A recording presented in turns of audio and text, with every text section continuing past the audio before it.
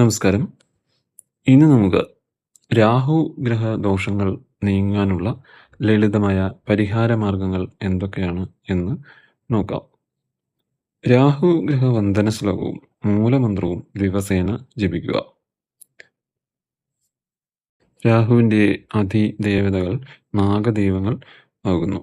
നാഗദേവത ക്ഷേത്ര ദർശനം സ്ഥിരമായി നടത്തുക.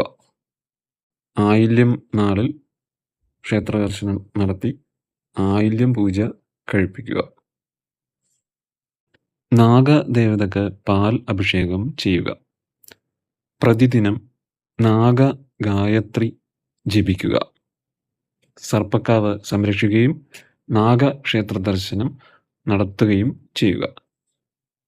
രാഹുവിൻ്റെ രത്നം ധരിക്കുക, യന്ത്രം ധരിക്കുക എന്നിവ ആചാര്യ വിധിപ്രകാരം ചെയ്യുക.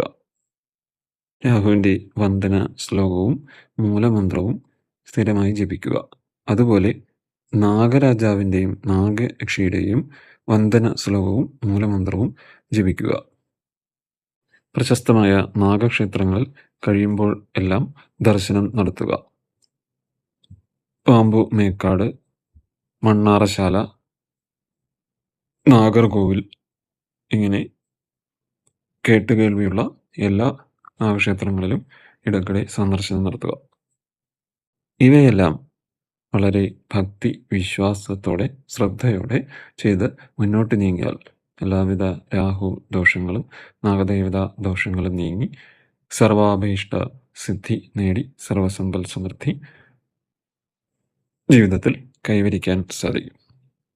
അടുത്ത ദിവസം നമുക്ക് കേതുഗ്രഹത്തെക്കുറിച്ച് മനസ്സിലാക്കാം.